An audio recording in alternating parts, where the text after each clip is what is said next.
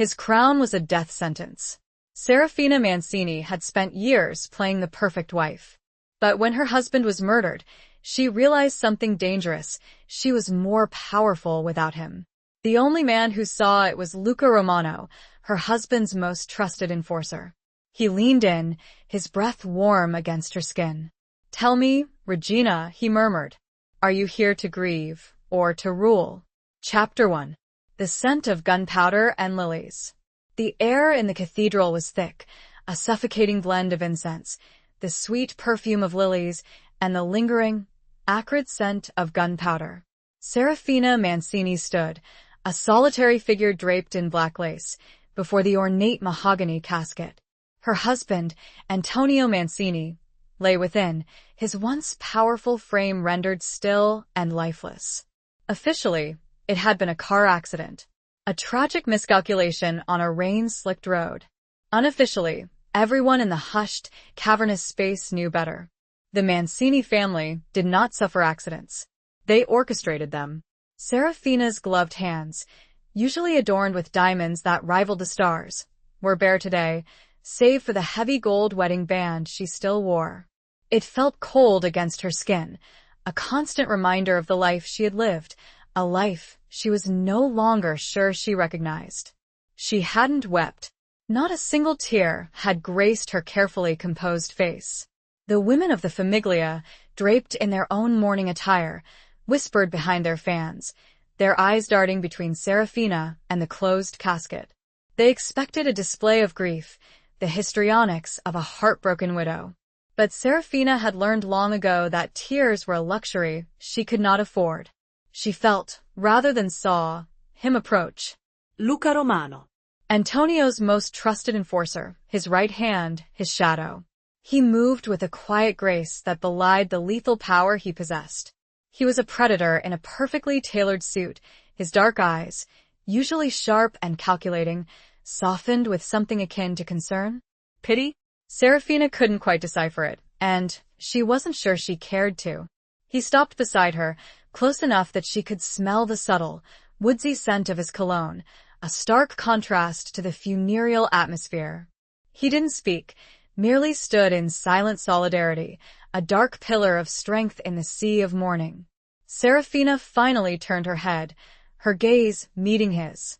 His eyes held a question, an unspoken challenge. The priest droned on, his words lost in the echoing vastness of the cathedral. Serafina focused on Luca, on the way the light caught the sharp angles of his jaw, the way a single strand of dark hair had escaped his meticulously groomed appearance. He was a beautiful man, undeniably so, but it was a beauty edged with danger, a beauty that hinted at the darkness that lay beneath. It was during the eulogy, a flowery and utterly false account of Antonio's supposed generosity and unwavering devotion to his family, that Serafina felt it a flicker of something unexpected, something that had been dormant for years. It wasn't grief. It wasn't sadness. It was anger, a slow, simmering rage that started in the pit of her stomach and spread like wildfire through her veins. Antonio had been a cruel man, a possessive man, a man who had controlled every aspect of her life, from the clothes she wore to the friends she kept or rather, didn't keep. He had molded her into the perfect mafia wife, a silent, obedient ornament to adorn his arm. And for years, Serafina had played the part flawlessly. She had buried her own desires, her own ambitions, her own self, beneath a facade of placid acceptance. But now, staring at the cold, lifeless shell of the man who had stolen her life, Serafina felt that facade cracking. The anger was a welcome sensation, a sign that she was still alive, that she still had the capacity to feel something other than numb resignation. The service ended. The mourners began to file past, offering their condolences, their veiled threats disguised as sympathy.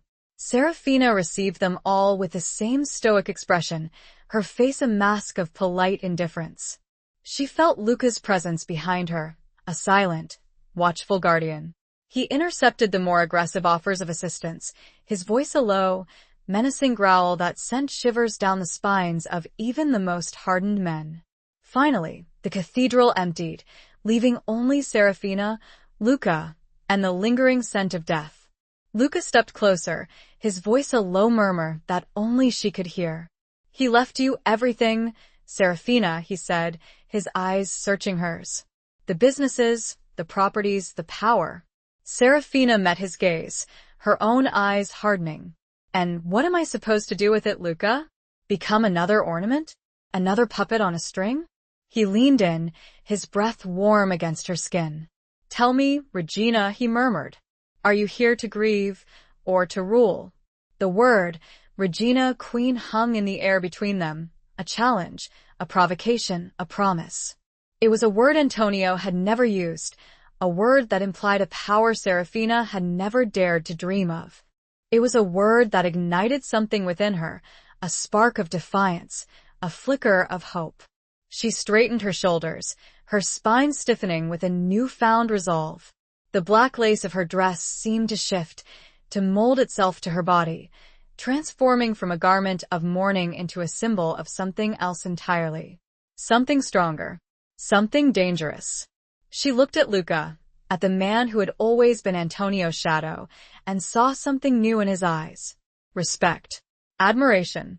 And something else, something that sent a shiver of both fear and excitement down her spine. I am here, Luca, she said, her voice steady and clear, echoing in the empty cathedral, to claim what is mine. The faintest hint of a smile touched his lips, a smile that didn't quite reach his eyes. He offered her his arm, a silent gesture of allegiance, of something more. And as Serafina placed her hand on his arm, she knew that her life, the life she had thought was over, was just beginning. But what did the note say? The one Donatello slipped into Luca's hand as he filed past the coffin, veiled in grief, but his eyes burning with something else entirely. Chapter 2. Whispers in the Palazzo. The Palazzo Mancini was a mausoleum of marble and memories. It stood on a hill overlooking the city, a testament to generations of Mancini power, built on blood and cemented with secrets. Serafina had always felt like a ghost within its walls, a pale imitation of the vibrant women who had come before her, women whose portraits lined the grand hallway, their eyes seeming to follow her every move. Now, those eyes seemed to hold a different kind of scrutiny, a silent assessment of her worthiness. The days following the funeral were a blur of hushed conversations, veiled threats, and strategic alliances. The famiglia was a viper's nest, each member vying for position, testing the waters, waiting to see if the new widow would sink or swim. Serafina navigated the treacherous currents with a surprising deftness, her years of observing Antonio's machinations proving to be a valuable, if unintended, education. Luca was her constant companion, her shield, her advisor. He moved through the palazzo with an ease that bordered on ownership, his presence a silent warning to those who might think to challenge Serafina's authority. He knew the intricacies of the family business, the hidden ledgers, the unspoken agreements, the debts owed, and the favors promised. He was a walking encyclopedia of Mancini secrets, and Serafina found herself relying on him more and more. He rarely smiled. That first almost smile in the cathedral hadn't been repeated. But there were moments, fleeting and unguarded, when his eyes would soften as he watched her, a flicker of something that looked almost like tenderness crossing his face. These moments were unnerving, unsettling, and yet Serafina found herself craving them, seeking them out like a hidden spring in a parched desert. One evening, after a particularly grueling meeting with the family's consigliere, a weasel of a man named Donatello, the very man who slipped the mysterious, not to Luca, Serafina found herself alone in the vast, echoing dining room. The table, usually set for 20, was bare except for a single-place setting. She picked at the elaborate meal the cook had prepared, her appetite non-existent. Luca entered silently, as always. He poured her a glass of wine, a deep, ruby red that matched the color of the blood that had been spilled to build the Mancini Empire. Donatello is playing a dangerous game, he said, his voice low and gravelly. He didn't sit, but stood across the table from her, his posture radiating a controlled tension. Serafina sighed. He always has. He was loyal to Antonio, but only because Antonio held the leash. Now, he sees an opportunity, Luca finished, his eyes narrowing. He believes you are weak. He believes he can control you. Serafina met his gaze, a spark of defiance in her eyes. And what do you believe, Luca? He was silent for a moment, his gaze holding hers captive. The only sound in the room was the gentle clinking of the crystal chandelier overhead, swaying in a non-existent breeze. I believe, he said finally, his voice a low murmur, that you are far stronger than anyone realizes. Including yourself. His words sent a shiver down her spine. It was the closest he had come to revealing his true feelings, to acknowledging the unspoken connection that simmered between them. The note, Serafina said abruptly, changing the subject. The image of Donatello slipping the paper into Luca's hand had haunted her. What did it say? Luca hesitated, his hand instinctively moving to his jacket pocket, where he had tucked the note. He drew it out, a small, folded piece of paper, the edges already worn from being handled. He didn't hand it to her, but unfolded it himself, his eyes scanning the words. It's a proposition, he said, his voice tight. From the Salieri family. The Salieris. The Mancini family's oldest and most bitter rivals. A blood feud that stretched back generations, a feud that had claimed countless lives, including, Serafina now suspected, Antonio's. What kind of proposition? Serafina asked, her voice barely a whisper. Luca looked up, his eyes dark and troubled. Marriage. The word hung in the air, heavy and suffocating. Serafina felt the wave of nausea rise in her throat. Another marriage. Another cage. Another man to control her, to use her, to steal her life. They offer an alliance, Luca continued, his voice devoid of emotion. A union of the two families. They offer protection. Protection? Serafina scoffed. They offer a takeover. They want to absorb the Mancini family, to erase us from existence. Luca nodded, his jaw tight. Donatello believes it's a viable option. He believes it's the only way to ensure the family's survival. And you? Serafina asked, her voice trembling. What do you believe? He met her gaze, his eyes burning with an intensity that took her breath away. He took a step closer, closing the distance between them. I believe, he said, his voice a low, husky whisper, that the Salieris can go to hell. He reached out, his hand gently cupping her cheek. His touch was surprisingly soft, a stark contrast to the hard lines of his face. Serafina leaned into his touch, her eyes closing involuntarily. She felt a warmth spread through her, a warmth that had nothing to do with the wine and everything to do with the man standing before her. He leaned closer, his breath warm against her ear. But there is another way, Regina, he whispered. A way to secure your power, to protect your family, to silence your enemies. He paused, his eyes searching hers. Marry me. The sound of shattering glass echoed throughout the quiet palazzo. A housemaid, unseen until this moment, stood frozen, eyes wide with terror, the remnants of a dropped tray scattered at her feet. But neither Serafina nor Luca noticed. Their world had narrowed to the space between them, the unspoken question, the impossible choice. Would she trade one cage for another, even if this one came with a key forged in fire and whispered promises? Chapter 3. The Weight of the Ring. The silence that followed Luca's proposal was heavier than the thickest velvet curtains draping the palazzo windows. Serafina stared at him, her mind reeling. Marry him? The idea was both terrifying and intoxicating. She had spent her life bound to one man, a man she had learned to fear, a man who had systematically dismantled her spirit. The thought of entering another marriage, of surrendering her newfound freedom, was almost unbearable. But Luca was different. He had seen her, truly seen her, not as a pawn or a possession, but as a woman, a queen. He had offered her not just protection, but partnership. A chance to rule, not just to survive. And yet, the fear remained. The fear of being trapped again, of losing herself again. The fear of trusting a man who was, at his core, a creature of the underworld, a man who had killed for her husband, a man who could just as easily kill for her or kill her. Luca remained still, his hand still cupping her cheek, his thumb gently stroking her skin. He didn't pressure her, didn't try to persuade her with empty promises or flowery words.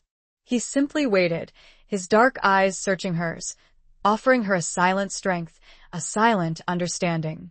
Why? Serafina finally whispered, the word barely audible. Why would you want this? Why would you want me? The corner of his mouth quirked, a hint of the almost smile she had seen only once before. You are not what they think you are, Serafina, he said, his voice low and husky. You are not weak. You are not a puppet. You are the Regina. And you deserve a king who will stand beside you, not above you. His words resonated deep within her, echoing the unspoken desires she had buried for so long. She had always yearned for a partner, for someone who would see her strength, not her vulnerability. But she had learned to believe that such a thing was impossible, that her fate was to be a silent, obedient wife. But the family, Serafina said, her voice trembling. They will never accept this. They will see it as a betrayal. Let them, Luca said, his voice hardening. They fear you, Serafina. They fear what you are capable of. And they should. He removed his hand from her cheek, but the warmth of his touch lingered. He reached into his jacket pocket and withdrew a small, velvet box. He opened it, revealing a ring. It wasn't the ostentatious diamond that Antonio had given her, the one she had removed after his death and locked away in a vault. This ring was different. It was an antique, a heavy gold band set with a single, deep red ruby, the color of blood, the color of passion, the color of power. This was my grandmother's, Luca said, his voice surprisingly gentle. She was a strong woman, a woman who ruled her family with an iron fist and a loving heart. It is a symbol of strength, of loyalty, of love. He held the ring out to her, his eyes locking with hers. Serafina looked at the ring, at the deep red stone that seemed to pulse with a life of its own. It was a beautiful ring, a powerful ring, a ring that represented everything she desired and everything she feared. The weight of the decision pressed down on her, suffocating her. She thought of Antonio, of his cold, calculating eyes, of his controlling hands. She thought of the Salieris, of their veiled threats, of their desire to destroy her family. She thought of Donatello, of his scheming, of his ambition. And then she thought of Luca, of his quiet strength, of his unwavering loyalty, of the way he looked at her, as if she were the most precious thing in the world. She took a deep breath, the air filling her lungs, giving her strength. She had spent her life living in fear, living in the shadows. It was time to step into the light. It was time to claim her power. It was time to become the queen. She extended her hand, her fingers trembling slightly. Luca took her hand in his touch warm and reassuring. He slid the ring onto her finger. It fit perfectly. As the cold metal of the ring settled on her skin, Serafina felt a surge of something she hadn't felt in years. Hope. A fierce, burning hope that maybe, just maybe, she could have a different life. A life of her own choosing. A life with Luca. He leaned in, his lips brushing against her ear. They will come for you, Regina, he whispered. They will try to break you, but they will fail. Because you are not alone. He straightened, his eyes meeting hers, a silent vow passing between them. A vow of loyalty, of protection, of love. A vow sealed with a ring that represented not just a marriage, but a partnership, an alliance, a revolution. The sound of approaching footsteps echoed in the hallway. Donatello. And he did not sound pleased. The game had begun. Chapter 4. A Serpent in the Garden. Donatello's arrival was heralded by the sharp click of his expensive Italian shoes on the marble floor. He stopped just inside the doorway, his eyes narrowed, taking in the scene before him. Serafina, her hand intertwined with Luca's, the ruby ring gleaming on her finger. His face, usually a mask of carefully constructed neutrality, contorted with a mixture of disbelief and fury. What is the meaning of this? He demanded, his voice tight with barely suppressed rage. He looked at Luca, his eyes blazing. You dare? Luca cut him off, his voice cold and hard. I dare to protect what is mine. Serafina is under my protection now, and any threat to her is a threat to me.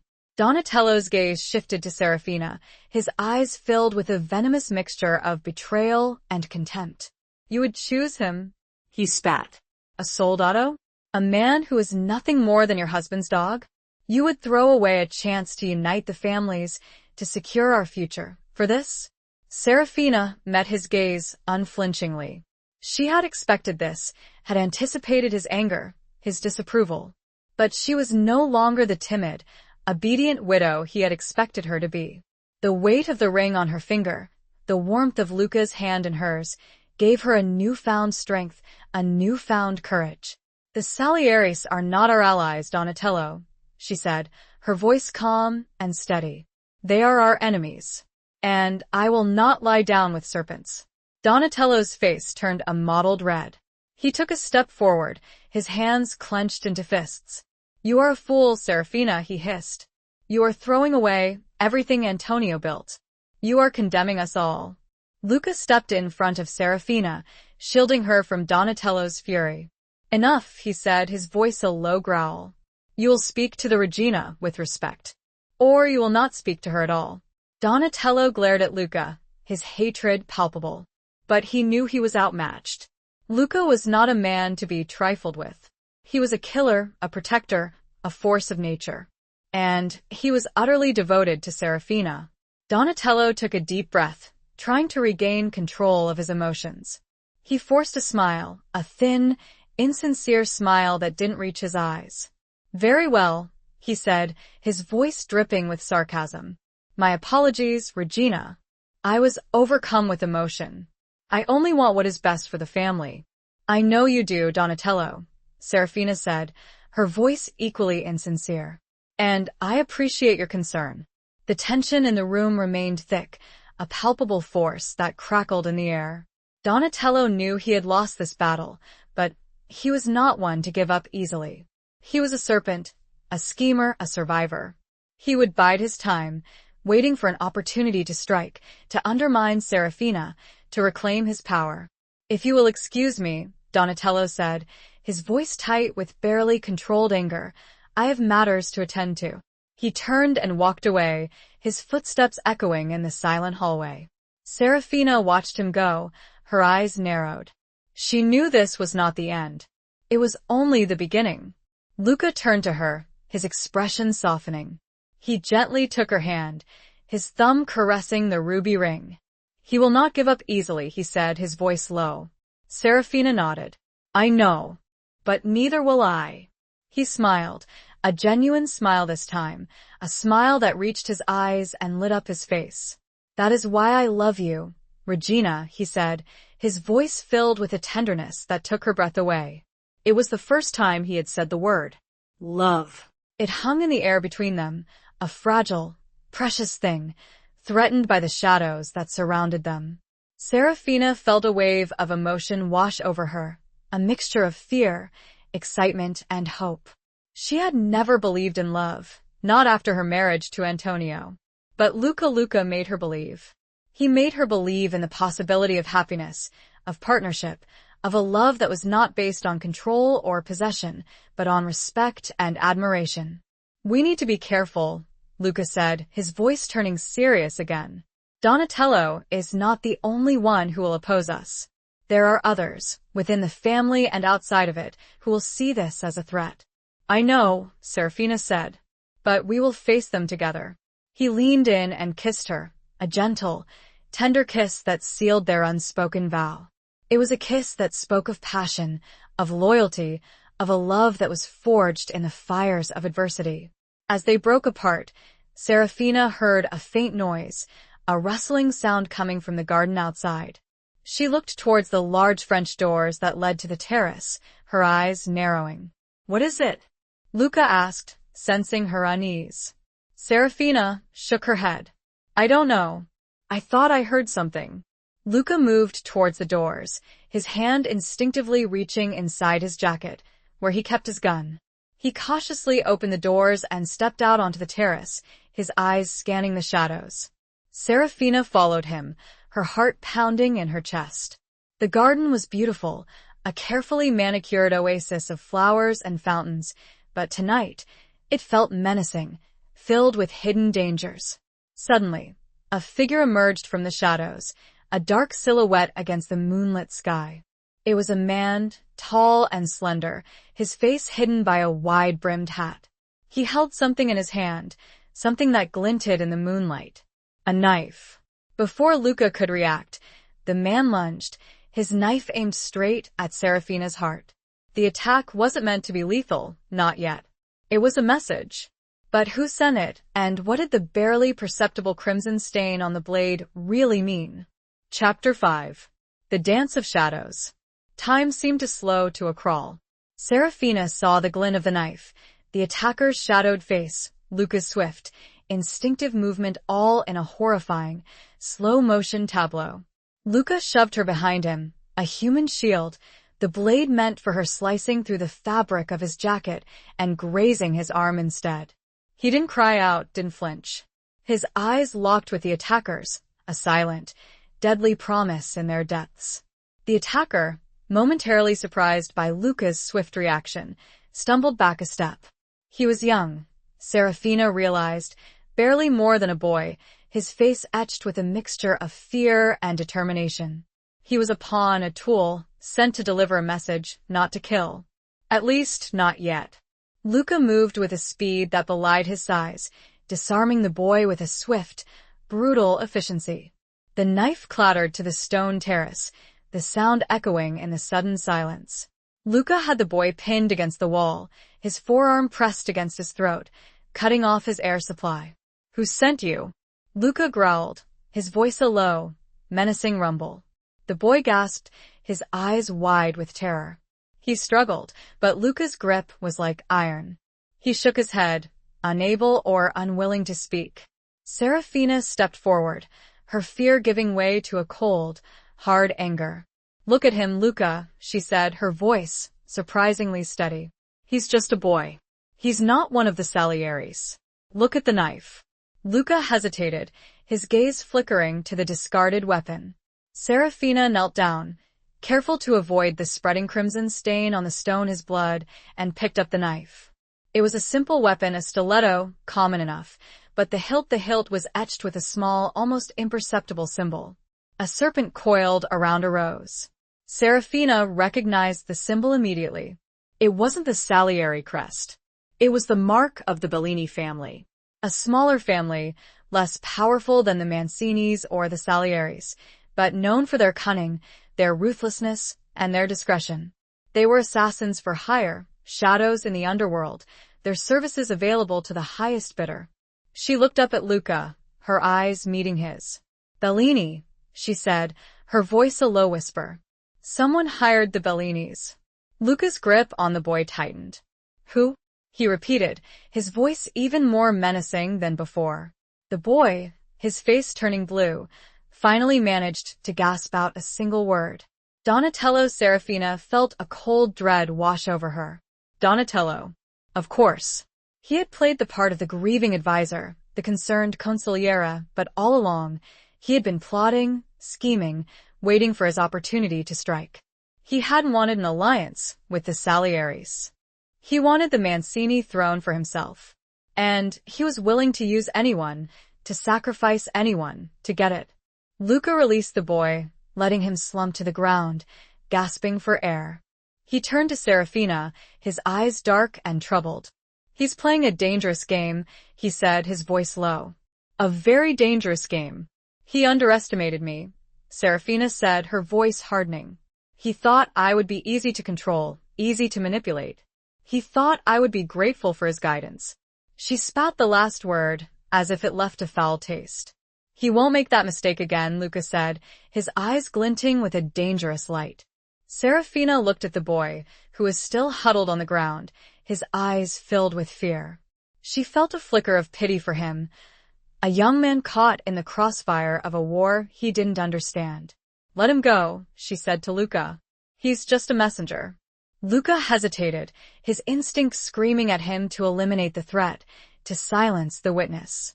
But he trusted Serafina's judgment. He knew she had a strength, a compassion, that he lacked. He nodded, his gaze still fixed on the boy. "Go," he said, his voice cold. "And tell your master that the Regina is not to be trifled with." The boy scrambled to his feet and fled, disappearing into the shadows of the garden as quickly as he had appeared. Serafina turned to Luca, her eyes filled with concern. She reached out and gently touched his arm, where the knife had grazed him. The fabric of his jacket was torn, and a thin line of blood was welling up from the wound. "You're hurt," she said, her voice trembling slightly. Luca dismissed her concern with a wave of his hand. "It's nothing," he said. "Just a scratch." But Serafina knew it was more than that. It was a symbol of the danger they were in, a reminder of the enemies that surrounded them. It was a testament to his unwavering protection. She led him back inside the palazzo, to her private sitting room, a small, intimate space filled with books and comfortable furniture. It was the only place in the vast, echoing house where she felt truly safe. She retrieved a first aid kit from a drawer and gently cleaned his wound, her touch soft and careful. Luca watched her, his eyes filled with a mixture of gratitude and something else. Something deeper. As she bandaged his arm, their hands brushed, their eyes met. The air between them crackled with an unspoken tension, a silent acknowledgement of the bond that was forming between them, a bond forged in danger, strengthened by loyalty, and ignited by a slow-burning passion. He covered her hand with his, stilling her movements. The silence stretched, filled only with the sound of their breathing. He didn't say anything, didn't need to. The look in his eyes said it all. But the quiet hum of a car engine, growing louder, shattered the intimate moment. Someone was arriving at the palazzo, and Serafina had a sinking feeling she knew who it was and why they were here, unannounced, in the dead of night. Chapter 6. Masks and Mirrors. The heavy oak doors of the palazzo swung open with a resounding thud, echoing through the silent halls. Donatello, his face a mask of feigned concern, strode into the sitting room, followed by two men Serafina didn't recognize. They were large, imposing figures, their tailored suits straining to contain their muscular builds. Their eyes were cold, their expressions devoid of emotion. Bodyguards, clearly. But not Mancini bodyguards. "Serafina, Cara," Donatello said, his voice dripping with false sympathy. "I heard there was an incident. Are you all right?" Serafina met his gaze, her own expression carefully neutral. She had learned long ago to hide her emotions, to present a facade of calm control, even when her insides were churning with turmoil. "I'm fine, Donatello," she said, her voice steady. "A minor disturbance. Nothing Luca couldn't handle." She gestured towards Luca, who stood beside her, his arm bandaged, his expression grim. He didn't speak, didn't trust himself to speak. His anger towards Donatello was a palpable force, a simmering rage that threatened to erupt at any moment. Donatello's eyes flickered to Luca's bandaged arm, a flicker of satisfaction crossing his face before he quickly masked it. He turned his attention back to Serafina, his expression softening. "I was so worried," he said, his voice oozing sincerity. "When I heard, I came as soon as I could." "How did you hear?" Serafina asked, her voice laced with a subtle suspicion. Donatello waved his hand dismissively. "Word travels fast in our world, Cara. Especially when it concerns the Regina." He paused, his eyes scanning the room, taking in the intimate setting, the first aid kit on the table, the close proximity of Serafina and Luca. A flicker of something dark and unpleasant crossed his face.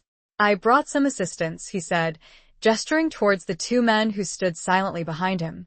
"Just in case. You can't be too careful these days." Serafina knew he was lying. He hadn't come to help.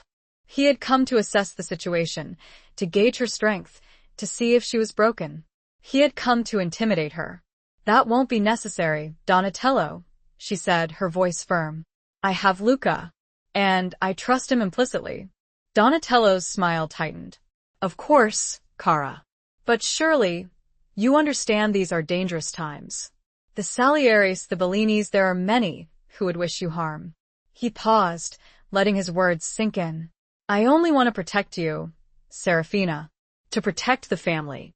I appreciate your concern, Donatello, Serafina said, her voice dripping with sarcasm.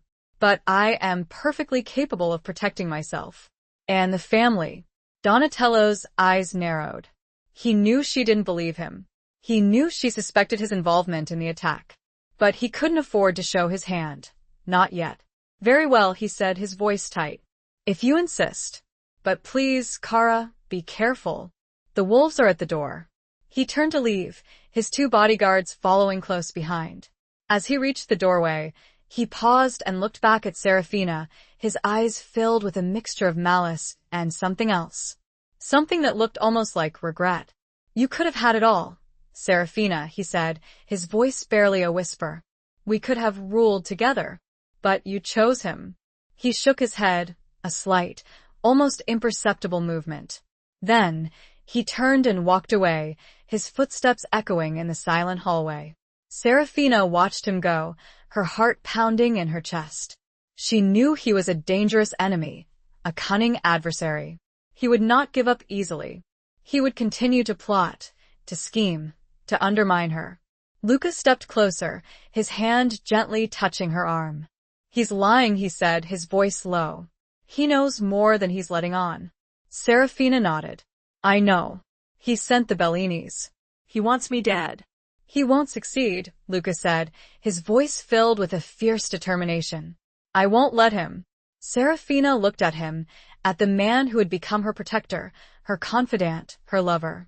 She saw the unwavering loyalty in his eyes, the fierce determination to keep her safe. She saw the love that he had declared, a love that she was beginning to reciprocate. She reached out and took his hand, her fingers intertwining with his. We need to be one step ahead of him, Luca, she said, her voice firm. We need to know what he's planning. Luca nodded. I have sources, he said. Informants. I'll find out what he's up to. He paused, his eyes searching hers. But we also need allies, Serafina. We can't fight this alone. Serafina knew he was right. They were surrounded by enemies, by people who wanted to see her fail, to see her dead. They needed to find people they could trust, people who would stand with them, fight with them. The Morettis, Serafina said, thinking aloud. The Moretti family was another powerful family in the city, rivals of the Salieris, but not necessarily allies of the Mancinis. They were known for their independence, their strength, and their unpredictability. They're a risk, Lucas said, his brow furrowed. We don't know if we can trust them. But we need them, Serafina said. They're the only ones who can stand against the Salieris and Donatello. We need to convince them that it's in their best interest to join us. She paused, her eyes meeting his. We need to offer them something they can't refuse. A plan was beginning to form in her mind. A dangerous plan, a risky plan, but a plan that might just work. A plan that involved not just alliances and power plays, but secrets, betrayals, and a carefully orchestrated deception. The Moretti family elder, Isabella, valued one thing above all else, and Serafina held the key. But how could she approach Isabella, knowing the old woman held a deep-seated grudge against the Mancini name? Chapter 7. The Lion's Denver. The Moretti Palazzo was a stark contrast to the Mancini estate. While the Mancini home was a monument to old-world opulence, filled with marble and antiques, the Moretti residence was a fortress of modern design, all sleek lines, sharp angles, and imposing steel. It reflected the family's personality, cold, calculating, and fiercely independent. Serafina and Luca were ushered through a series of security checkpoints, each more intimidating than the last. The air was thick with tension, with the unspoken threat of violence. Serafina felt the eyes of the Moretti guards on her, assessing her, judging her, trying to determine if she was a threat. They were finally led into a vast, minimalist office, dominated by a massive desk made of black glass. Behind the desk sat Isabella Moretti, the matriarch of the family, a woman whose reputation for ruthlessness was legendary. She was older than Serafina had expected, her face a roadmap of wrinkles, her eyes sharp and piercing, like a hawk's. Her hair, once raven black, was now streaked with silver, pulled back in a severe bun that emphasized her high cheekbones and strong jawline. She wore a simple, elegant black dress, the only adornment a single strand of pearls, a stark contrast to the lavish jewelry Serafina had been accustomed to wearing during her marriage to Antonio. Isabella didn't rise to greet them, didn't offer them a seat. She simply stared at them, her expression unreadable. The silence stretched, heavy and suffocating. "You have audacity, Serafina Mancini," Isabella finally said, her voice raspy with age, but still carrying a distinct edge of steel. "To come here, to my home, after what your husband did." Serafina met her gaze unflinchingly. She had anticipated this, had prepared for it. She knew that Isabella held a deep-seated grudge against the Mancini family, a grudge that stemmed from a decades-old betrayal, a betrayal that had cost the Morettis dearly. "My husband is dead, Signora Moretti," Serafina said, her voice calm and respectful. "And I am not my husband." Isabella's eyes narrowed. "You are a Mancini. Blood is blood. And blood can be spilled," Serafina countered, her voice hardening slightly. "As my husband's blood was spilled. Not by accident, as the official reports claim, but by treachery." Isabella's expression didn't change, but a flicker of something interest, curiosity, crossed her face. "You claim treachery?" she asked, her voice still sharp. "I do," Serafina said. "And I believe the same treachery that killed my husband now threatens us all. The Salieris, with the help of Donatello Rossi, seek to control not only the Mancini family, but yours as well." Isabella leaned back in her chair, her fingers steepled in front of her. "And why should I believe you, Serafina Mancini? Why should I trust the word of a woman who is married to my enemy?" Serafina took a deep breath. This was the crucial moment, the turning point. She had to convince Isabella, not just with words, but with something tangible, something that would prove her sincerity, something that would appeal to Isabella's deepest desires. She reached into her bag and withdrew a small, velvet pouch. She placed it on the desk, the soft fabric a stark contrast to the cold glass. "My husband kept many secrets, Signora Moretti," Serafina said, her voice low. "Secrets that he guarded fiercely. Secrets that could be valuable to the right person." Isabella's eyes fixed on the pouch, her curiosity piqued. She gestured towards it with a slender, elegant hand. "Open it," she commanded. Serafina opened the pouch, revealing its contents. A single, intricately carved key, made of gold, its head shaped like a lion's head. It was an old key, an antique, its surface worn smooth with age. But it was not the key itself that was important, but what it unlocked. Isabella recognized the key immediately. Her eyes widened, her breath catching in her throat. She reached out, her hand trembling slightly, and took the key, her fingers closing around it as if it were the most precious thing in the world. "Where did you get this?" she whispered, her voice hoarse with emotion. "It was among my husband's possessions," Serafina said. "He never told me what it was for, but I knew it was important. I believe it unlocks something that belongs to you, Signora Moretti. Something that was taken from you long ago." The key unlocked a vault, a hidden vault in a small, unassuming church in the heart of the city. A vault that contained not gold or jewels, but something far more valuable to Isabella Moretti. Letters. Love letters, written decades ago by Isabella's lover, a man who had been murdered by Antonio Mancini's father. Letters that proved Isabella's innocence in a crime she had been accused of, a crime that had stained her reputation, a crime that had driven her to seek revenge. A leverage Serafina carefully orchestrated. Isabella looked at Serafina, her eyes filled with a mixture of disbelief, gratitude, and respect. She had underestimated this woman, this widow, this Regina. "You have given me back my honor, Serafina Mancini," Isabella said, her voice filled with emotion. "And for that, I am in your debt." She stood, her gaze unwavering.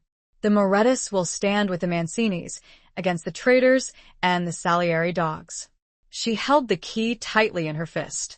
The lioness had been appeased, but at what ultimate cost to Serafina? Because Isabella Moretti never forgot a slight, and never truly forgave an enemy, even a useful one. Chapter 8. Blood on the Cobblestones. The alliance with the Morettis had shifted the balance of power, but it had also raised the stakes. Donatello, cornered and increasingly desperate, retaliated with a swift, brutal efficiency that sent shockwaves through the underworld.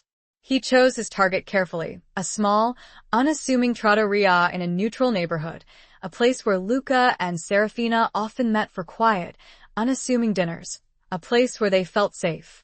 It was a warm evening, the air filled with the scent of jasmine and the sounds of laughter and conversation spilling out from the open doorways of the trattoria. Serafina and Luca were sitting at a small table in the back, hidden from the street, discussing their next move against Donatello. They had just finished their meal, a simple but delicious pasta dish, and were sipping their wine, enjoying a rare moment of peace. Suddenly, the tranquility was shattered. A car screeched to a halt outside, followed by the sound of gunfire. Panic erupted. People screamed, diving for cover under tables, their plates crashing to the floor, the wine glasses shattering. Luca reacted instantly, pulling Serafina to the ground, shielding her with his body. He drew his gun, his eyes scanning the room, searching for the attackers. The gunmen, masked and dressed in black, stormed into the trattoria, their weapons firing indiscriminately. They weren't aiming to kill everyone, they were aiming to send a message. A message written in blood. Luca returned fire, his shots precise and deadly. He took down one of the gunmen, then another. But there were too many. They were surrounded. Serafina, huddled on the floor beside Luca, felt a surge of fear, but also a surge of anger. She was tired of being a victim, tired of hiding in the shadows. She was the Regina, and she would not cower. She reached for a broken wine bottle, the jagged edges sharp and dangerous. She would not go down without a fight. Luca saw her movement, his eyes widening in alarm. "Serafina, no," he shouted, his voice barely audible above the din of gunfire. But it was too late. A gunman, his face hidden by a black mask, spotted her, his eyes glinting with malice. He raised his weapon, aiming it directly at her. Before he could fire, a figure leaped in front of Serafina, blocking the shot. It was Marco, one of Luca's most trusted men, a soldado who had been discreetly guarding them from a nearby table. Marco took the bullet in the chest, the force of the impact throwing him backwards. He collapsed to the floor, his body convulsing, his blood staining the cobblestones. Serafina screamed, her eyes filled with horror. She crawled towards Marco, her hands reaching for him, trying to staunch the bleeding. Luca, his face a mask of rage and grief, continued to fire, his shots even more deadly now, fueled by his fury.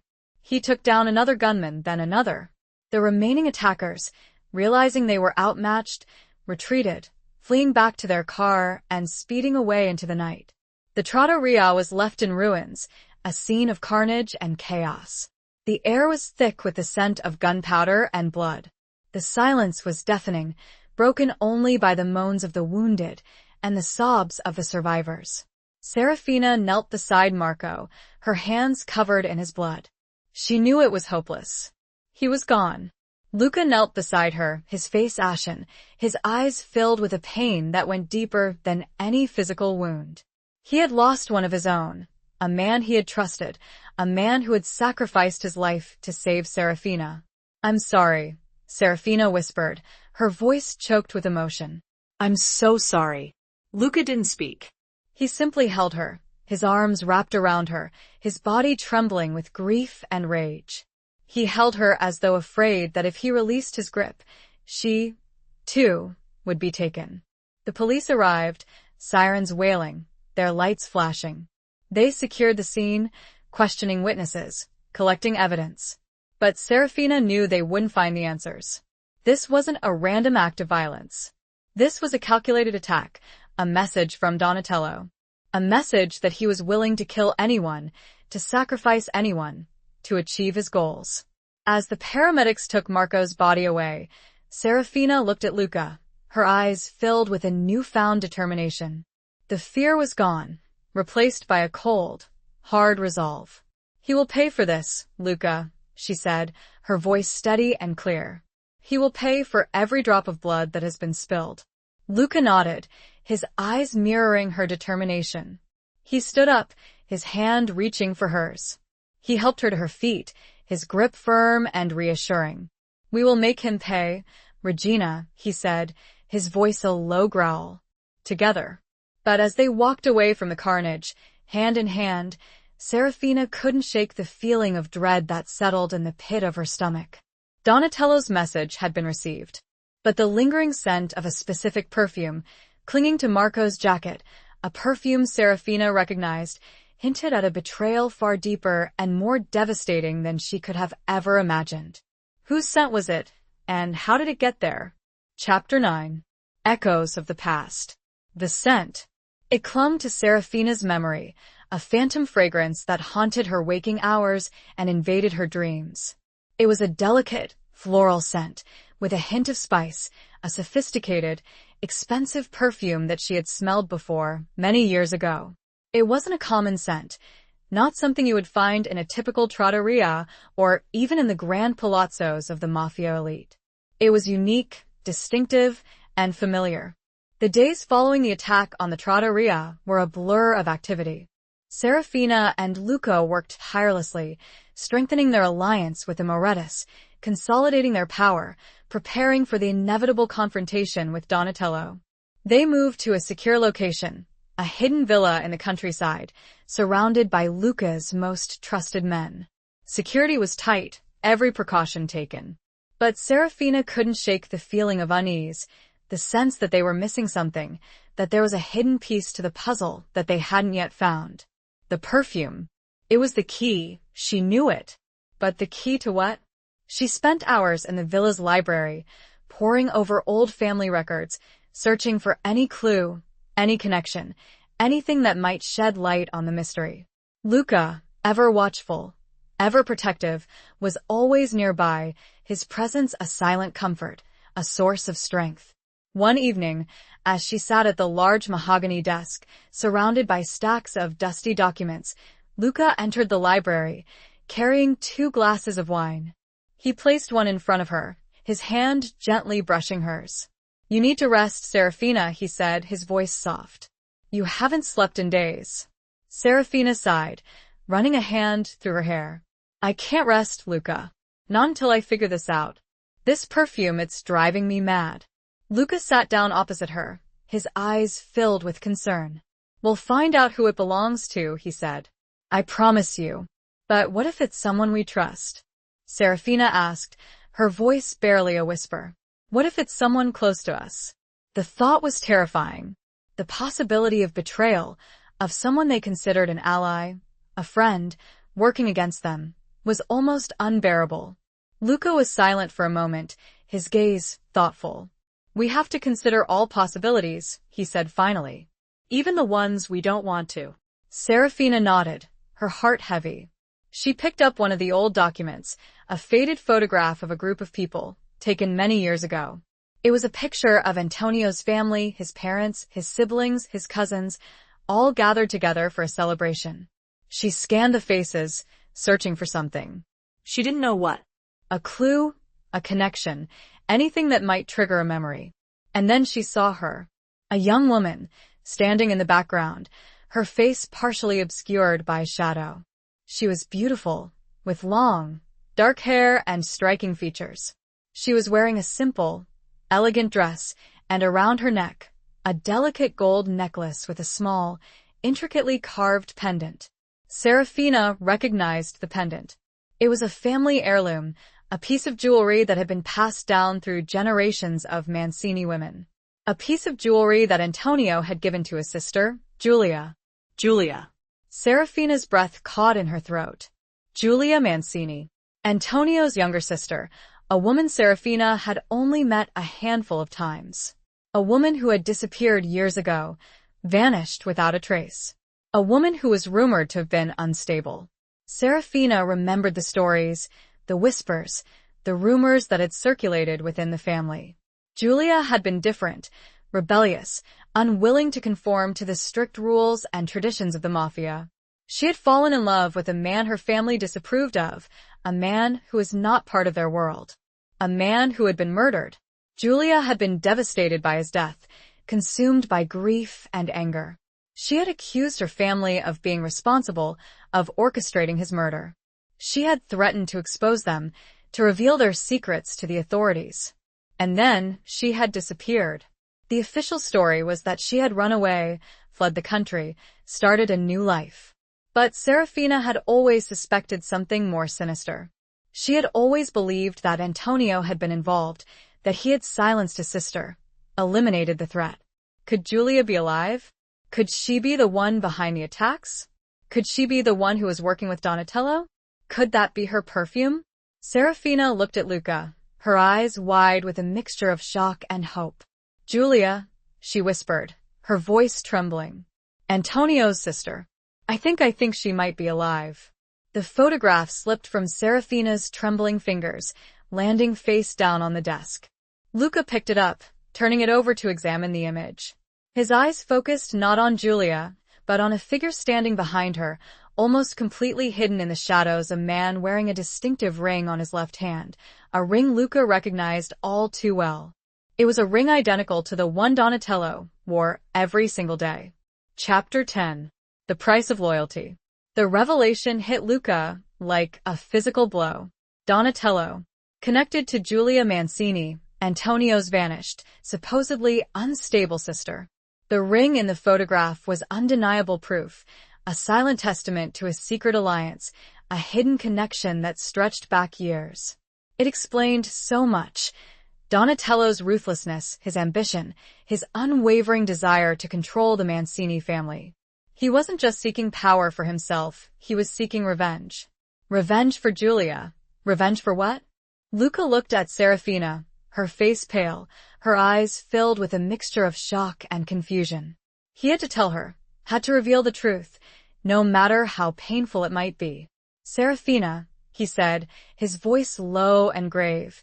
The man in the photograph standing behind Julia, he's wearing Donatello's ring. Serafina stared at him, her mind reeling. Donatello and Julia? It seemed impossible, and yet the evidence was right there, in the faded photograph. But why? She whispered, her voice trembling. Why would Donatello be involved with Julia? What's the connection? Luca explained what he knew. The rumors about Julia's rebellious nature, her forbidden love, her accusations against her family, her sudden disappearance. He told her about the ring, about the undeniable proof of Donatello's connection to Julia. I believe, Luca said, his voice tight with anger, that Donatello has been using Julia all along. He's been manipulating her, fueling her anger, her desire for revenge. He's been using her to destabilize the family, to pave the way for his own takeover. Serafina felt a wave of nausea wash over her. The betrayal was almost too much to bear. Donatello, the man she had trusted, the man she had considered a friend, had been plotting against her all along, using a woman he was probably holding prisoner and brainwashed, a woman who was family. We need to find her, Luca, she said, her voice firm. We need to find Julia. Luca nodded. I agree. But it won't be easy. Donatello has kept her hidden for years. He'll have her well protected. They spent the next few hours poring over the photograph, searching for any clue, any detail that might help them locate Julia. They examined the background, the furniture, the clothing, anything that might give them a hint of where the picture had been taken. They discovered a small, almost imperceptible detail, a reflection in a window, a reflection of a building with a distinctive architectural feature, a unique arched doorway. Luca recognized the building. It was an old, abandoned monastery, located in the remote hills outside the city. A place that had been used by the Mancini family years ago, a place that had been forgotten. That's it, Luca said, his voice filled with a mixture of excitement and dread. That's where he's keeping her. They knew they had to act quickly. Donatello was becoming increasingly desperate, increasingly dangerous. He wouldn't hesitate to kill Julia if he felt threatened. They prepared for the confrontation, gathering their forces, arming themselves, preparing for a battle. Luca contacted Isabella Moretti, informing her of their discovery, requesting her assistance. Isabella, true to her word, agreed to send her men, her most trusted soldiers, to help them. As they were about to leave, Serafina paused, her hand resting on Luca's arm. "Luca," she said, her voice soft, "be careful. Donatello is ruthless. He won't hesitate to kill you." Luca smiled, a genuine smile, a smile that reached his eyes and lit up his face. "I know," he said. "But I'm not afraid of him. I'm more afraid of losing you." He leaned in and kissed her, a passionate, desperate kiss, a kiss that spoke of love, of loyalty, of a bond that could not be broken. They set off under the cover of darkness, a small, heavily armed force, heading towards the abandoned monastery, towards a confrontation that would determine the fate of the Mancini family, the fate of Giulia, the fate of their love.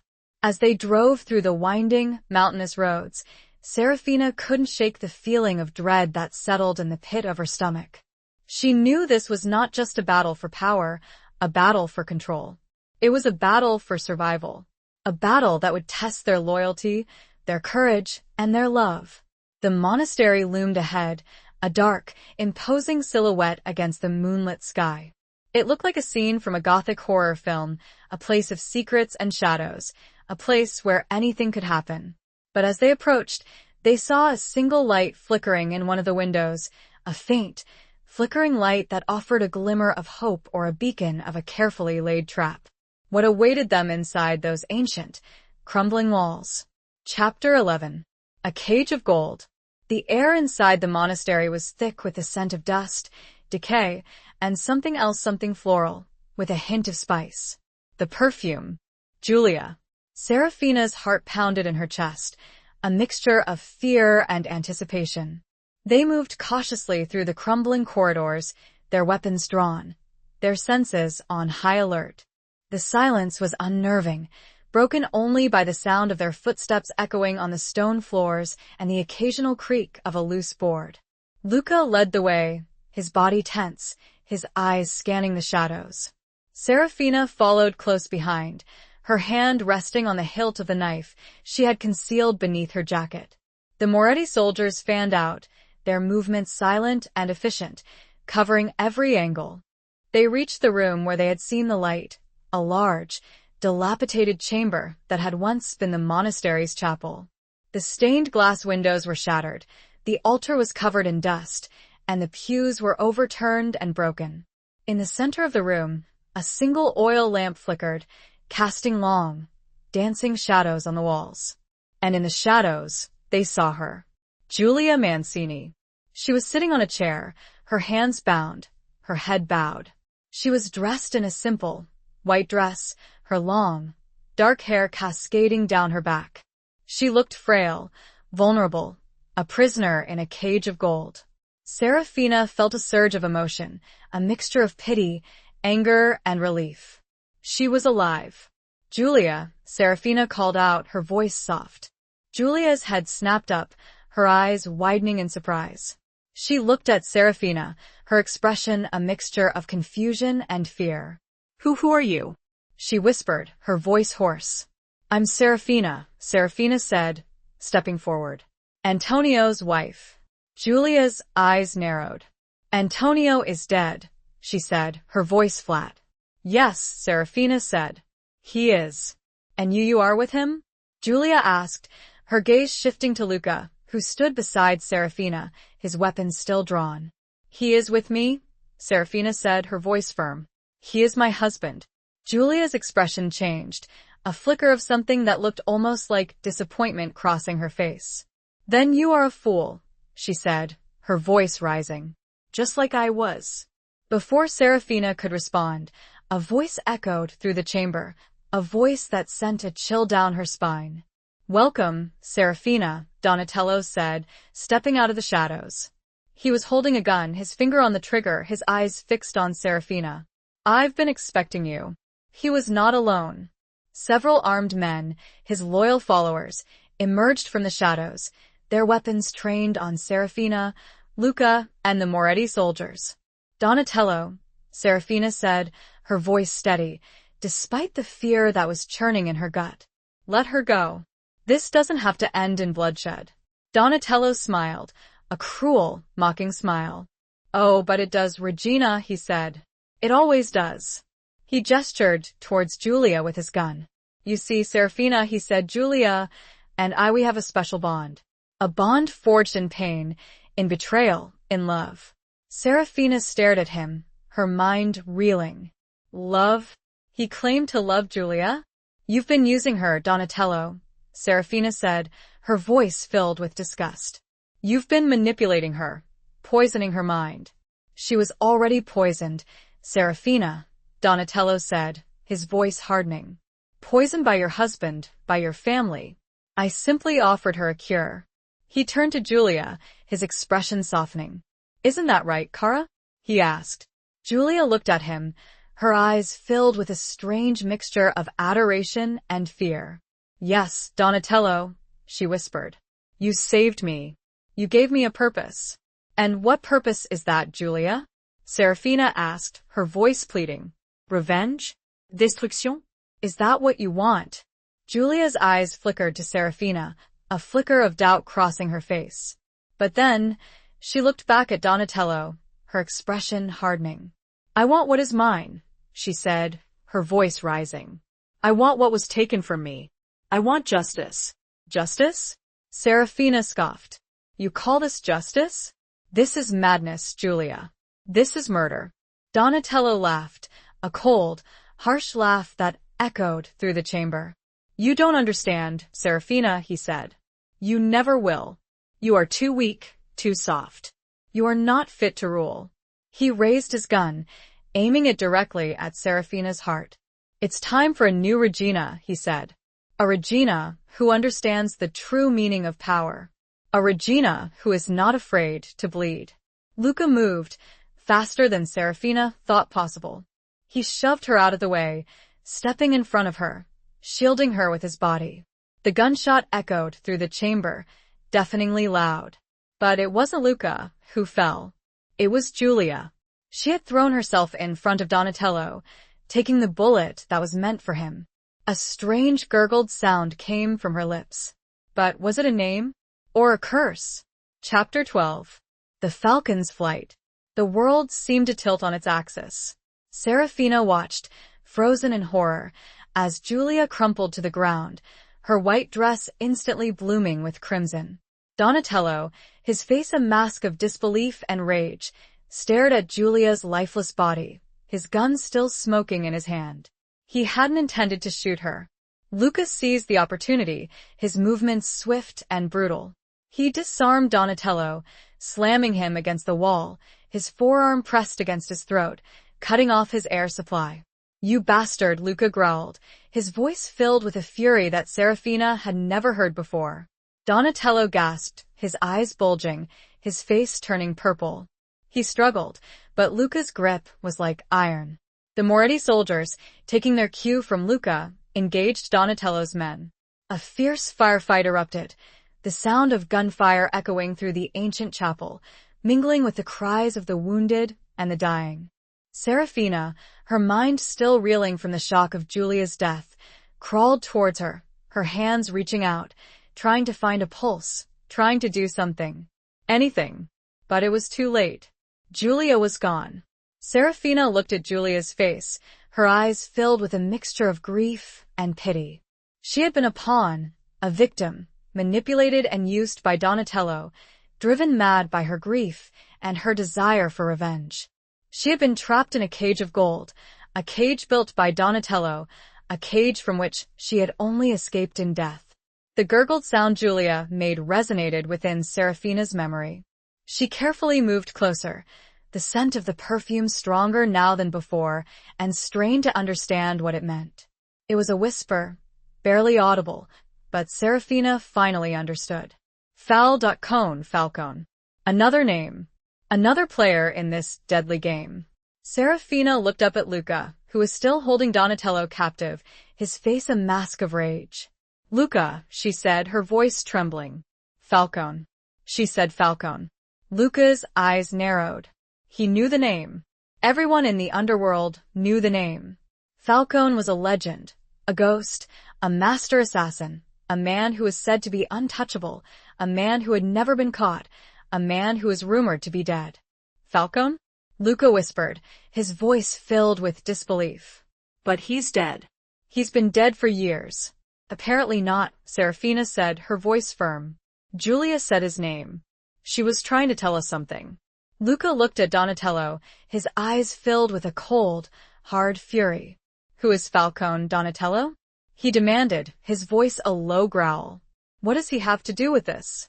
Donatello, his face still purple, his eyes bulging, managed to gasp out a single word. My brother. Serafina felt a chill run down her spine. Donatello's brother? Falcone was Donatello's brother? It was impossible, and yet it made a terrifying kind of sense. The firefight was over. The Moretti soldiers had subdued Donatello's men, disarming them, binding them. The chapel was silent, except for the sound of Donatello's labored breathing. Luca released his grip on Donatello, letting him slump to the ground, gasping for air.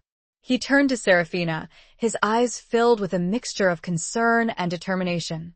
We need to find Falcone, he said, his voice low. He's the key to all of this. He's the one who's been pulling the strings. Serafina nodded. But how? She asked. He's a ghost. No one knows where he is. Luca looked at Donatello, his eyes narrowing. He knows, he said, his voice cold. And he's going to tell us. He turned to the Moretti soldiers, his voice firm. Take him, he said. Take him to the villa. And make him talk. The Moretti soldiers dragged Donatello away, his protests echoing through the silent chapel. Serafina and Luca were left alone, standing amidst the carnage, the bodies of the dead, the remnants of a battle that had changed everything. Serafina looked at Julia's lifeless body, her eyes filled with a profound sadness. She had been a victim, a pawn, a casualty of a war she hadn't even understood. She carefully took off the golden necklace Julia had been wearing, the one that was supposed to have passed to Antonio's children, had he had any. She closed her fist around the necklace. We will find him, Julia, Serafina whispered, her voice choked with emotion. We will find Falcone, and we will make him pay. She placed the necklace in her pocket. But as they left the monastery, Serafina couldn't shake the feeling of dread that settled in the pit of her stomach. Falcone was not just another enemy. He was a legend, a ghost, a master of deception. He was a force of nature, and he was Donatello's brother. Chapter 13. The Unveiling. The villa was a hive of activity. The Moretti soldiers, efficient and discreet, had secured the perimeter, setting up checkpoints, patrolling the grounds, their eyes constantly scanning the shadows. Donatello, bruised and battered, was being held in the cellar, a damp, dark, and forbidding space that had once been used to store wine. Luca was interrogating him, his methods unconventional. He wasn't using physical torture, not yet. He was using something far more effective, psychological pressure. He was playing on Donatello's fears, his insecurities, his love for Julia. Serafina watched from a distance, her heart heavy. She hated violence, hated the brutality of the underworld. But she knew it was necessary. They needed information, they needed answers, and they needed them quickly. Falcone was out there, somewhere, planning his next move. And they had to be ready. She paced the library, her mind racing, trying to piece together the puzzle, trying to understand the connection between Donatello, Julia, and Falcone. It was all so tangled, so complex, so personal. She stopped in front of a large, ornate mirror, her gaze fixed on her reflection. She looked tired, worn, her eyes shadowed with fatigue and grief. But there was also a new strength in her expression, a new determination, a new power. She was no longer the timid, obedient widow she had once been. She was the Regina, and she would not be defeated. She touched the gold necklace in her pocket, the necklace she had taken from Julia's body. It felt warm against her skin, a tangible link to the past, a reminder of the woman who had been lost, the woman who had been used, the woman who had died. She heard a noise behind her, a soft footstep. She turned, her hand instinctively reaching for the knife she had concealed beneath her jacket. It was Isabella Moretti, her face etched with concern. Serafina, Isabella said, her voice low. How is he? He's talking, Serafina said, her voice strained. But slowly. Isabella nodded, her eyes understanding. Donatello is a snake, she said. He will not give up easily. He will, Serafina said, her voice firm. He has to. Isabella looked at Serafina, her gaze assessing. You have changed, Serafina, she said. You are not the woman I met before. You are stronger. Serafina smiled, a faint, weary smile. I had to be, she said. For Luca. For myself. For the family. Isabella nodded, her respect for Serafina evident in her eyes. You are a true Regina, Serafina, she said. You have the strength, the courage, the wisdom to rule. Serafina felt a surge of gratitude for Isabella's words, for her support, for her alliance. She had been alone for so long, isolated, trapped in a world of darkness and deceit. But now, she had allies, she had friends, she had family. Suddenly, they heard a shout from the cellar, followed by the sound of a struggle. Luca's voice, filled with rage, echoed through the villa. He's lying, Luca shouted. He's still lying. Serafina and Isabella exchanged a look of alarm. They rushed towards the cellar, their hearts pounding in their chests. They found Luca standing over Donatello, his hands clenched into fists, his face a mask of fury. Donatello was slumped on the floor, his face bruised and bloody, his eyes filled with defiance. He won't tell me where Falcone is, Luca said, his voice tight with anger. He claims he doesn't know. Serafina knelt beside Donatello, her gaze fixed on his face. She saw the fear in his eyes, the desperation, the knowledge. Donatello, she said, her voice soft but firm. Tell us. Tell us where Falcone is. It's the only way to save yourself. Donatello looked at her, his eyes flickering. He hesitated, his internal struggle evident on his face. He was torn between his loyalty to his brother and his fear of Luca. I can't, he whispered, his voice hoarse. He'll kill me. He'll kill you anyway, Donatello, Serafina said. If you don't help us, you're dead. We're all dead. Donatello closed his eyes, his body trembling. He took a deep breath, his decision made. He's in the old city, he whispered, his voice barely audible. The abandoned watchtower near the harbor. Serafina felt a surge of relief, a flicker of hope. They had it. They had the location. They could find Falcone. Donatello tried to say more, but his voice gave out.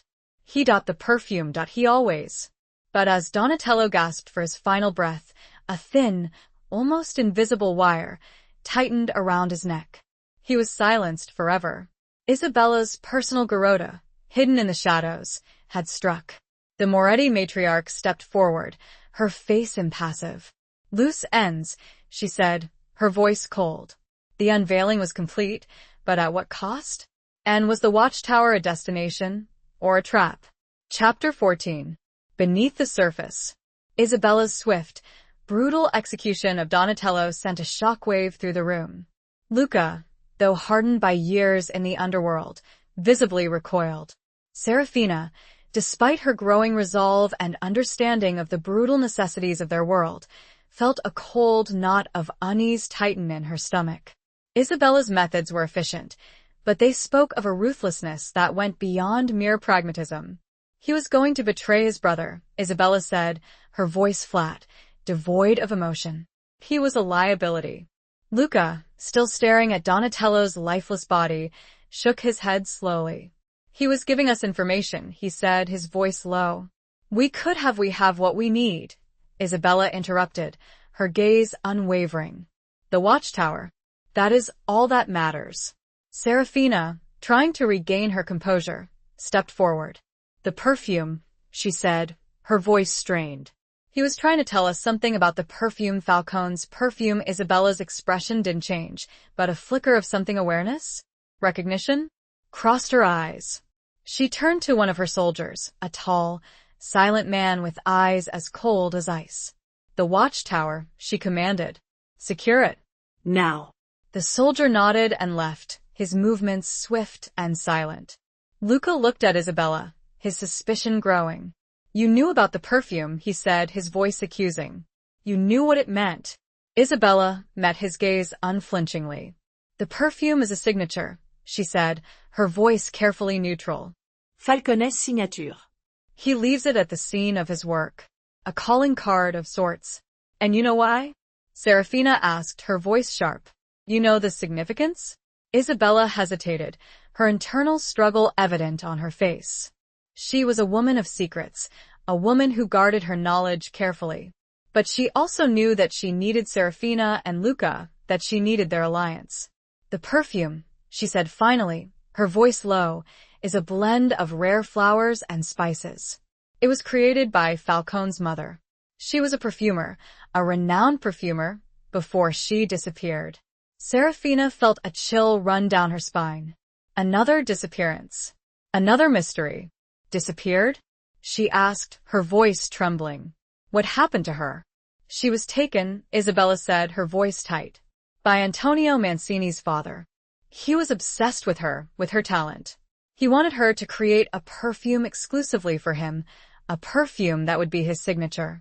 Serafina's mind reeled. Antonio's father.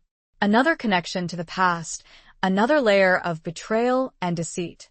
And she refused? Serafina asked, her voice barely a whisper. She refused, Isabella confirmed. And she paid the price. She was murdered. Falcone, then a young boy, witnessed her death. He vowed revenge. He vowed to destroy the Mancini family. The pieces of the puzzle were falling into place, forming a terrifying picture. Falcone, driven by revenge, fueled by his mother's murder, had been systematically dismantling the Mancini family for years, using his brother, Donatello, as his pawn, using Giulia as his weapon, using the perfume as his signature. He's been playing us all along, Lucas said, his voice filled with a mixture of anger and admiration. He's a master manipulator. He is, Isabella agreed. And he is dangerous. Very dangerous. They knew they had to act quickly. Falcone was waiting for them at the watchtower, expecting them. He had set a trap that he believed they would fall into. But they had one advantage. They knew he was there. And they knew his motive. Serafina looked at Luca, her eyes filled with a newfound determination. We need to turn the tables, she said. We need to use his own trap against him. Luca nodded, his eyes mirroring her resolve. We need a plan, he said. A plan that will catch him off guard, a plan that will end this. Beneath the surface of the watchtower, hidden tunnels and chambers were rumored to exist, passageways built centuries ago for smugglers and pirates. Luca knew them. But as they prepared to leave, Isabella stopped them, her hand resting on Serafina's arm. There is one more thing, she said, her voice low. The perfume, it has another ingredient. A secret ingredient. An ingredient that enhances its potency, its longevity. Serafina waited, her breath held. It's a rare type of ambergris, Isabella continued. Found only on a specific island, an island owned by the Moretti family for generations. An island only she has the real access key for. Chapter 15. The Gathering Storm. The revelation about the ambergris, the secret ingredient in Falcone's signature perfume, and its connection to Isabella Moretti, hung in the air like a thundercloud, heavy and ominous. Serafina felt a cold knot of suspicion tighten in her stomach. Isabella's controlled demeanor, her carefully chosen words, her knowledge, it all pointed to something more, something hidden beneath the surface. Why are you telling us this now, Isabella? Serafina asked, her voice sharp. Why keep this a secret? Isabella met her gaze unflinchingly. The island is sacred to my family, she said, her voice tight.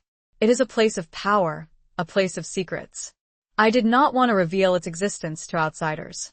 But you're revealing it now, Lucas said, his voice accusing. Why? Isabella sighed, her shoulders slumping slightly. She looked tired, worn, her age finally showing. Because I believe Falcone may be using the island, she said, her voice low. He may be using it to replenish a supply of ambergris. He may be using it as a base of operations.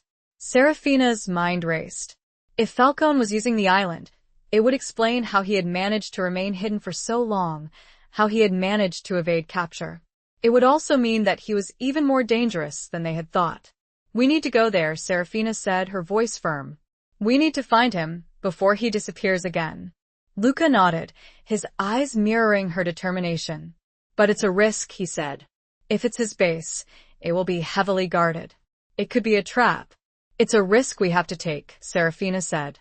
We have no other choice.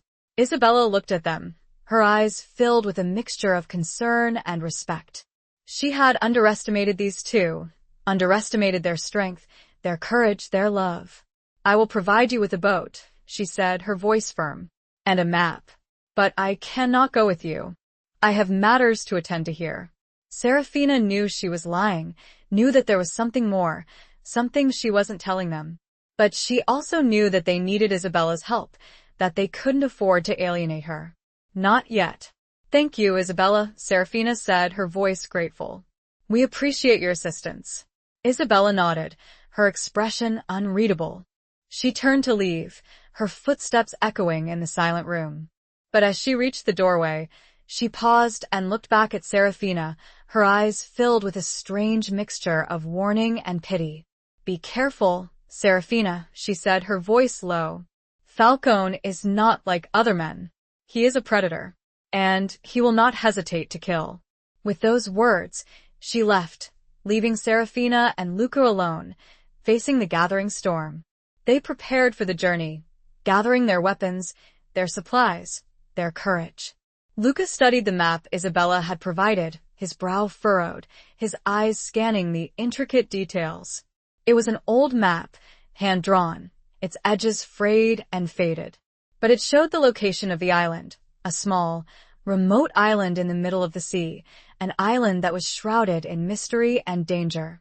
As they were about to leave, Luca stopped, his hand resting on Serafina's arm. Serafina, he said, his voice soft, I need to tell you something.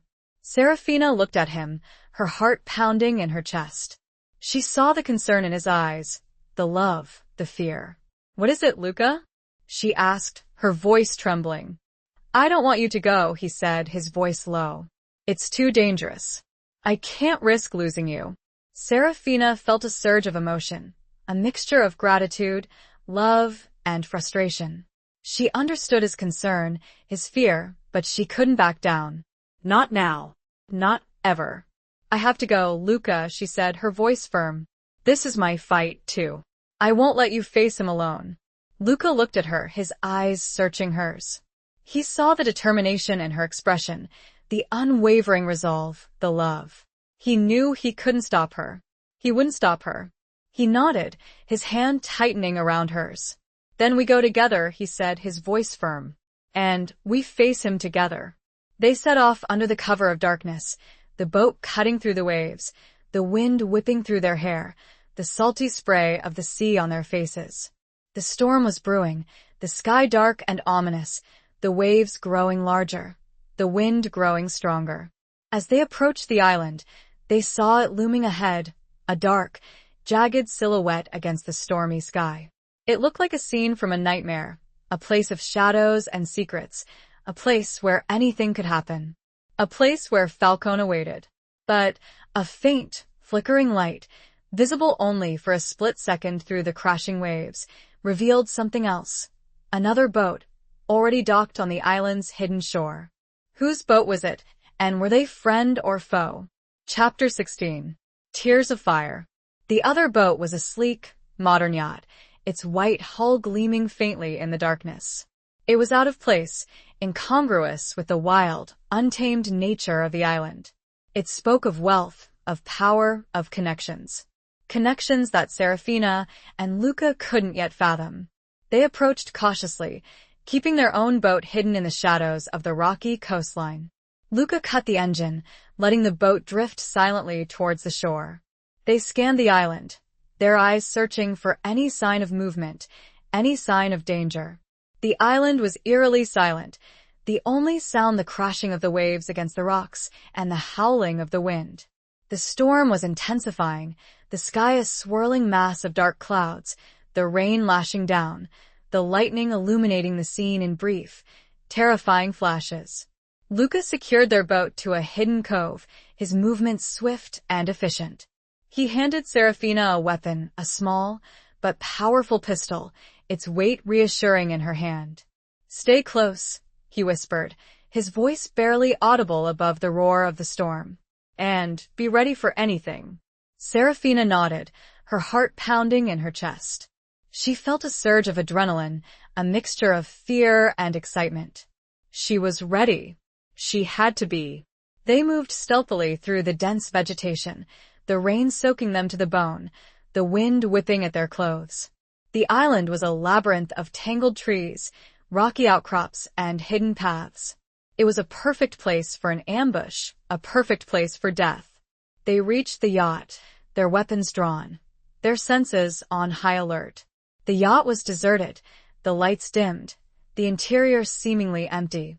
But Serafina knew that Falcone was somewhere nearby, watching them, waiting for them. They boarded the yacht cautiously, moving through the luxurious cabins, the opulent saloons, the state-of-the-art galley. It was a floating palace, a testament to wealth and corruption. They found a clue, a small, empty vial, lying on a table in the main saloon. It was made of crystal, intricately carved, and it still held the faint scent of perfume. Falcone's perfume. Serafina picked up the vial, her fingers tracing the delicate carvings. She felt a chill run down her spine. He had been here recently. Very recently. Suddenly, they heard a noise, a soft footstep, coming from the deck above. Lucas signaled Serafina to stay put, his movements silent and swift. He ascended the stairs, his weapon raised, his body tense, ready for a confrontation. Serafina waited, her heart pounding in her chest, her ears straining to hear any sound. The silence was deafening, broken only by the roar of the storm outside. Then she heard it. A scream. Lucas' scream. Serafina rushed up the stairs, her weapon drawn, her fear giving way to a surge of adrenaline. She reached the deck, her eyes widening in horror. Luca was lying on the ground, his body writhing in agony, his hands clutching at his face. His skin was burning, blistering, his eyes melting. Standing over him was a figure, shrouded in darkness, their face hidden by a wide-brimmed hat. They held a small, silver flask in their hand, the contents acid. "Falcone," Serafina whispered, her voice trembling. The figure turned to her, their movements slow and deliberate. They lowered the hat, revealing their face. It wasn't a man. It was a woman. An older woman, her face etched with wrinkles, her eyes filled with a mixture of sadness and hatred. She was beautiful, even in her age, her features striking, her hair, once raven black, now streaked with silver. She was wearing a simple, elegant black dress, and around her neck, a single strand of pearls. She looked familiar. "You," Serafina gasped, her mind reeling. The woman smiled, a cruel, mocking smile. "Surprised, Regina?" she asked, her voice raspy, but with hints of a cultured tone. "Did you expect a monster? A demon? I am simply a mother seeking justice for her son." Serafina stared at her, her mind struggling to comprehend. This woman, she was Falcone's mother, the perfumer, the woman who had been murdered by Antonio's father. But she was alive. "You're alive," Serafina whispered, her voice barely audible. The woman nodded. "I survived," she said, her voice hardening. "But not without scars. Not without pain." She gestured towards Luca, his body still writhing on the deck. "Your husband, he is paying the price. The price for the sins of his father. The price for the sins of your family." Serafina felt a surge of anger, a surge of rage. This woman, this monster, had tortured Luca, had blinded him, had destroyed him. "You're insane," Serafina said, her voice trembling. "You're a murderer." The woman laughed, a cold, harsh laugh that echoed through the storm. "Murder?" she asked. "I am simply correcting the balance. An eye for an eye. A life for a life." She raised the silver flask, aiming it at Serafina. "And now, Regina," she said, "it's your turn."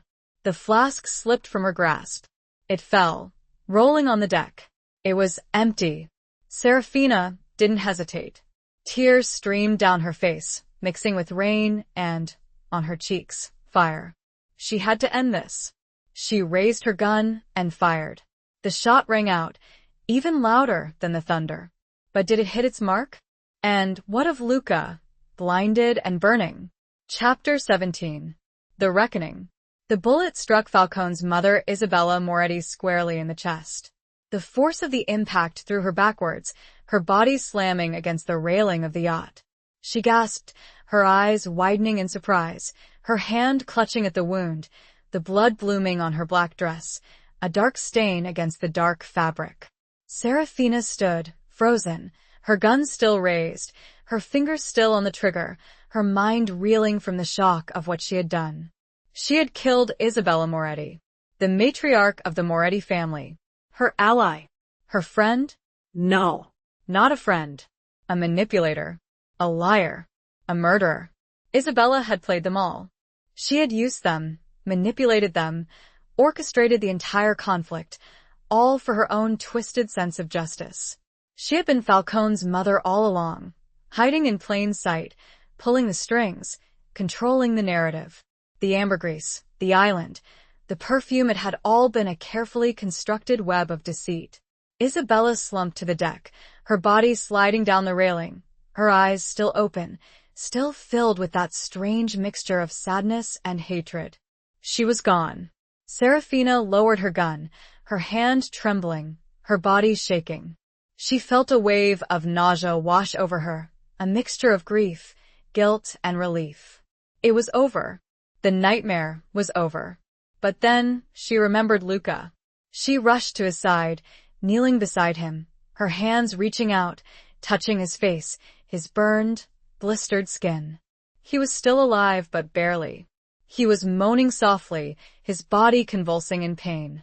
"Luca," she whispered, her voice choked with emotion. "Luca, I'm here. I'm here." He didn't respond, didn't seem to hear her. His eyes were closed, his breathing shallow, his pulse weak. Serafina felt a surge of despair, a crushing weight of grief. She had saved him from Donatello, from Falcone, only to lose him to Isabella. She cradled his head in her lap, her tears streaming down her face, mixing with the rain, washing away the blood, the acid. "Don't leave me, Luca," she whispered, her voice pleading. "Please don't leave me." She didn't know what to do. She was alone, on a remote island, in the middle of a storm, with a dying man. She had no medical supplies, no way to call for help, no hope. But then, she remembered something. Something Isabella had said. The island. The ambergris. The healing properties. She looked around, her eyes scanning the island, searching for something. She didn't know what. A plant, a flower, anything. She saw it. A small, unassuming plant, growing near the edge of the cliff, its leaves a vibrant green, its flowers a delicate white. She recognized it. It was a rare herb, a herb that was said to have powerful healing properties, a herb that was rumored to be able to cure even the most severe burns. She rushed to the plant, her hands tearing at the leaves, the flowers, crushing them, releasing their potent aroma. She returned to Luca, her hands covered in the sticky sap, the fragrant oil. She gently applied the mixture to his face, his burned skin, his eyes. She whispered a prayer, a desperate plea to any god who might be listening. She waited. She watched. She prayed. And then, slowly, miraculously, she saw it. The blistering began to subside. The redness began to fade. The healing began. Luca's breathing became more regular, his pulse stronger. He stirred, his eyelids fluttering, his eyes opening.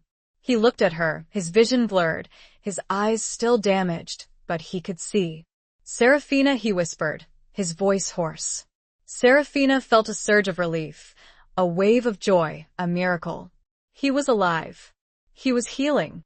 "I'm here, Luca," she said, her voice choked with emotion. "I'm here." She held him close, her arms wrapped around him, her body trembling with relief. She had saved him. She had won. But the victory was bittersweet. Isabella was dead. Donatello was dead. Julia was dead. So many lives lost, so much blood spilled. All for revenge. All for nothing. As the storm began to subside, the clouds parting, the sun beginning to peek through, Serafina looked out at the sea, her eyes filled with a profound sadness. The reckoning had come. The price had been paid. But the scars would remain. And, on the deck of the yacht, overlooked, lay Isabella's single strand of pearls. They were not pearls. They were solidified droplets of Falcone's original, undiluted perfume, each one a tiny bomb, waiting to be activated, waiting for Serafina to find them, to wear them. Chapter 18. A Promise in the Ruins. The journey back to the mainland was a silent one. Luca, still weak and recovering from his injuries, lay wrapped in blankets, his eyes closed, his breathing slow and steady.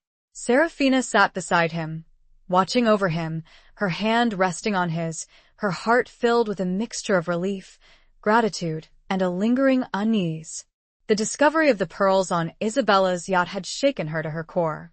The realization that Isabella's treachery extended even beyond death, that she had planted a final, deadly trap, was almost too much to bear. Serafina had carefully collected the solidified perfume droplets, placing them in a lead-lined container she had found on the yacht, neutralizing their immediate threat. But the knowledge of their existence, of their potential for destruction, weighed heavily on her. She couldn't shake the feeling that the game wasn't truly over, that there were still hidden pieces, still unanswered questions. Isabella's meticulous planning, her intricate web of deceit, suggested a level of foresight that went beyond mere revenge. What was her ultimate goal? What had she been trying to achieve? As they approached the mainland, Serafina saw the Moretti soldiers waiting for them on the docks, their faces grim, their expressions unreadable. They had received word of Isabella's death, of Serafina's actions. They were there to what? To arrest her? To avenge their matriarch? The boat docked, and the soldiers approached, their hands resting on their weapons. Serafina tensed, ready for a confrontation. But then, the leader of the soldiers, the tall, silent man with the cold eyes, stepped forward and bowed his head. "Regina," he said, his voice respectful, but devoid of warmth. "We are here to serve you." Serafina stared at him, her mind reeling. They were offering their allegiance? To her? "But Isabella," she stammered, her voice confused. "Isabella Moretti is dead," the soldier said, his voice flat. "Her reign is over. You are the victor. You are the queen." He gestured towards the other soldiers, who followed his lead, bowing their heads in submission. Serafina felt a wave of dizziness, a mixture of disbelief and acceptance. She had won. She had defeated Isabella. She had claimed the Moretti throne. But at what cost? She looked at Luca, his pale face, his bandaged eyes, his fragility. The cost had been high. Too high. She turned back to the soldiers, her expression hardening. "Take us to the villa," she commanded, her voice firm. "And prepare a room for Signore Romano. He needs medical attention." The soldiers obeyed, their movements swift and efficient. They helped Luca off the boat, carrying him gently, respectfully. They led Serafina to a waiting car, a luxurious limousine, its interior dark and imposing. As they drove towards the villa, Serafina looked out the window, her gaze fixed on the passing landscape. The city was waking up, the streets coming alive, the people going about their daily lives, unaware of the drama that had unfolded, unaware of the power shift that had taken place. She felt a profound sense of loneliness, a sense of isolation. She had won the game, but she had lost everything. She arrived at the villa, the Moretti soldiers escorting her inside, their presence a constant reminder of her new status, her new responsibility. She was no longer just Serafina Mancini. She was Serafina Moretti, the Regina. She went to Luca's room, finding him lying in bed, his eyes still bandaged, his breathing slow and steady. A doctor was attending to him, cleaning his wounds, applying fresh bandages, monitoring his vital signs. Serafina sat beside him, taking his hand, her fingers intertwining with his. She felt his warmth, his pulse, his life. "Luca," she whispered, her voice choked with emotion. "I'm here." He stirred, his eyelids fluttering, his eyes opening. He looked at her, his vision still blurred, his eyes still damaged, but he could see her. "Serafina," he whispered, his voice hoarse. "You're safe," she said, her voice trembling. "You're safe." He smiled, a faint, weary smile. "I know," he said. "You saved me." She squeezed his hand, her tears streaming down her face. "We saved each other," she said. They stayed there, together, in the quiet room, the silence broken only by the sound of their breathing, the sound of their love. But as the day wore on, Serafina knew she couldn't stay hidden, couldn't stay safe. She had responsibilities, duties, obligations. She had to face the world, had to face the consequences of her actions. She went to the library, the room where it had all begun, the room where she had discovered the truth about Julia, about Donatello, about Falcone. She sat at the large mahogany desk, surrounded by the old family records, the dusty documents, the secrets. She looked out the window, at the ruins of the old trattoria, a visible reminder of the violence, the bloodshed, the loss. She had avenged Marco's death, had avenged all the deaths, but the pain remained. She made a promise to herself, a promise to Luca, a promise to the future. She would rebuild. She would restore. She would rule. She would rule with justice, with compassion, with wisdom. She would not be like Antonio. She would not be like Isabella. She would be herself. But first, she had to find out what Isabella had really been planning. And to do that, she needed to access that secret island. The island that held the key to everything.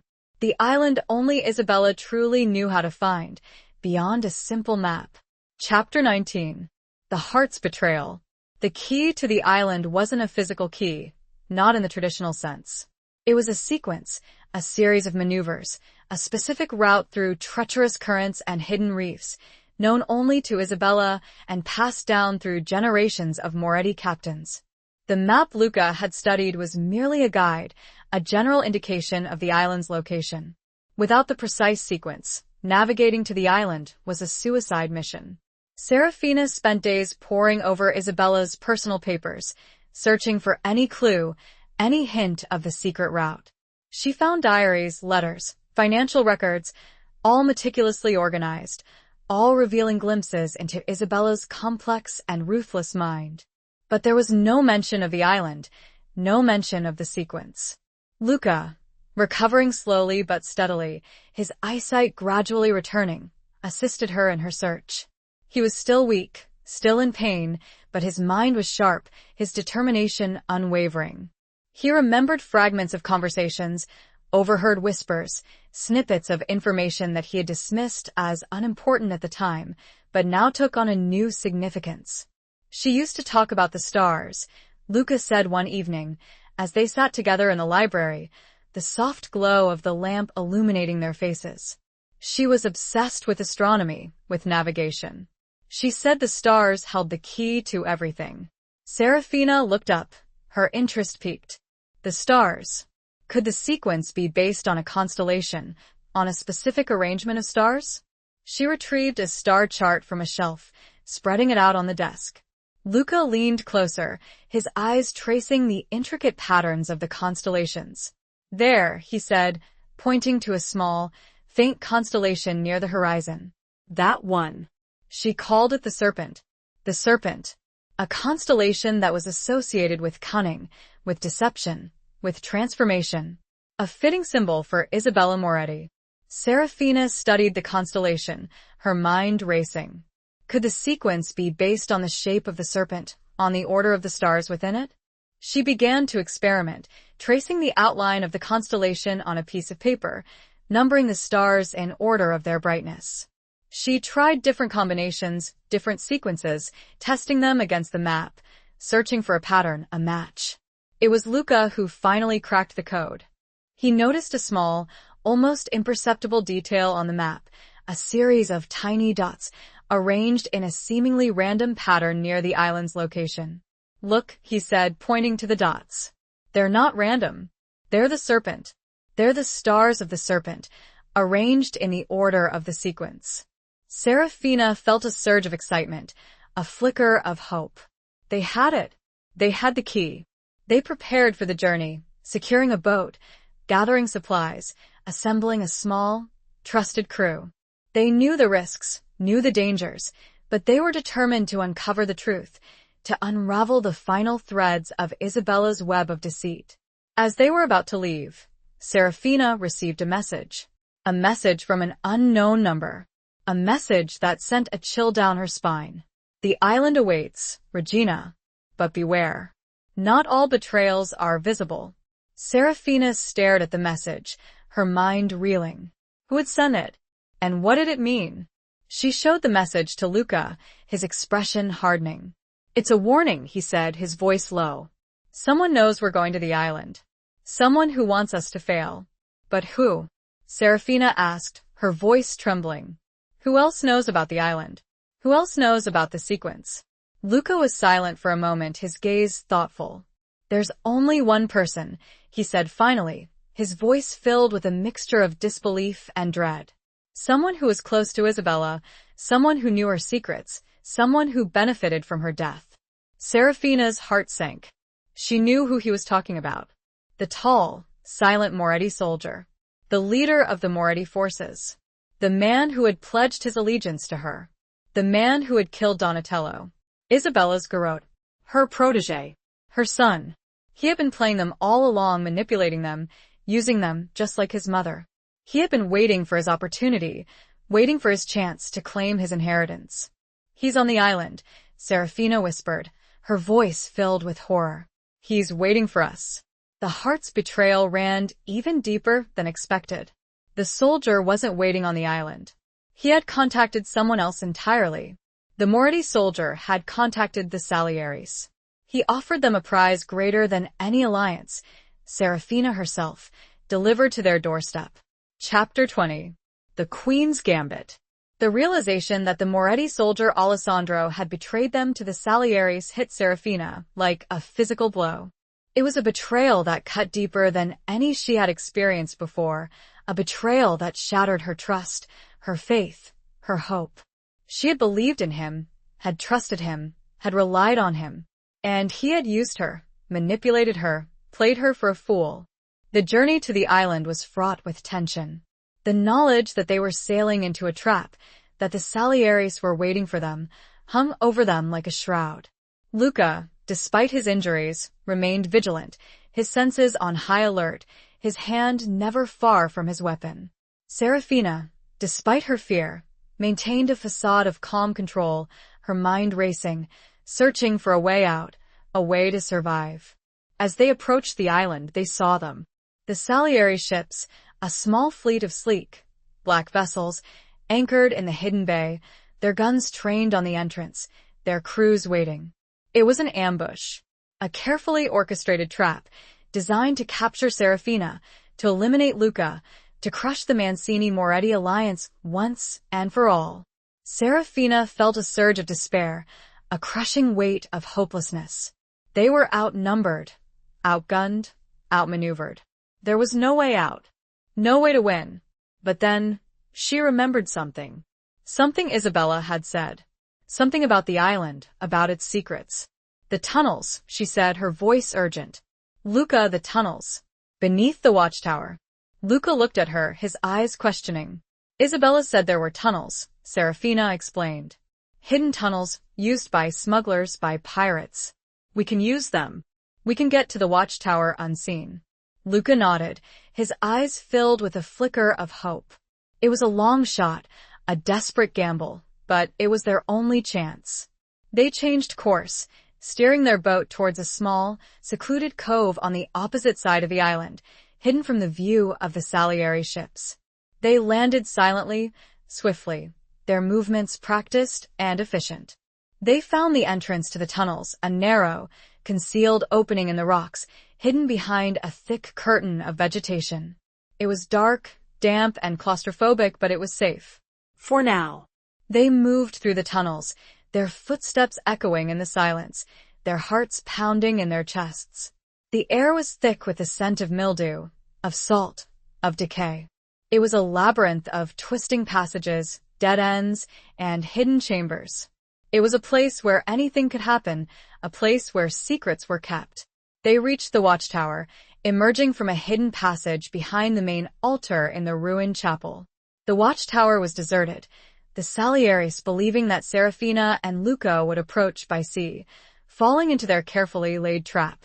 Serafina and Luca climbed to the top of the watchtower, their weapons drawn, their senses on high alert. They looked out at the bay, at the Salieri ships, at the waiting enemy. It was time for the Queen's Gambit. Serafina had a plan. A dangerous plan, a risky plan, but a plan that might just work. A plan that involved deception, misdirection, and sacrifice. She explained her plan to Luca, her voice low, her words urgent. He listened, his eyes filled with a mixture of concern and admiration. He knew the risks, knew the dangers, but he trusted her. He loved her. They put their plan into action. Luca, using his knowledge of the island's topography, created a diversion, setting fire to a small, abandoned building near the shore, creating a plume of thick, black smoke that would draw the attention of the Salieris, distracting them, luring them away from the bay. Serafina, meanwhile, used her knowledge of the watchtower, of its hidden passages, of its secrets, to her advantage. She found what she was looking for, a cache of old weapons, hidden away for centuries, forgotten, but still deadly. She found gunpowder, cannons, and fire. She loaded the cannons, aiming them at the Salieri ships, her hands trembling, her heart pounding. She was about to unleash hell. She was about to ignite a war. As the Salieris, distracted by the fire, moved their ships to investigate, Serafina gave the order. Luca lit the fuses. The cannons roared, the explosions deafening, the fireballs arcing through the sky, striking the Salieri ships, setting them ablaze, sending them to the bottom of the sea. The Salieris, caught completely by surprise, panicked, their carefully laid trap turning into a slaughter. Serafina watched, her eyes filled with a mixture of horror and satisfaction. She had done it. She had defeated the Salieris. She had won. But the victory was fleeting. As the smoke cleared, she saw him. Alessandro. Standing on the shore, his face a mask of rage, his eyes fixed on her. He had survived. He raised his weapon, aiming it at Serafina. But before he could fire, a shot rang out. Alessandro crumpled to the ground, his body lifeless, his betrayal ended. The shot had come from Luca, his aim true, his loyalty unwavering. Serafina and Luca stood together, on the top of the watchtower, the ruins of the Salieri fleet burning below them, the bodies of the dead floating in the sea. They had won, but the cost had been immense. They were alive, but their world had been shattered. The Queen's Gambit had succeeded, but the game was far from over. Because, on a distant shore, a single Salieri ship had escaped the inferno. And on board, a figure watched the burning watchtower with cold, calculating eyes. The heir to the Salieri throne. He would be back. Epilogue.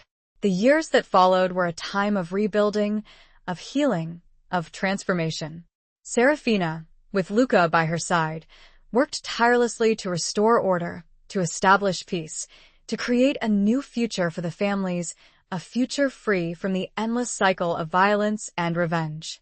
She dismantled the old structures of power, replacing them with a council, a coalition of representatives from the different families, a system based on cooperation, on negotiation, on compromise.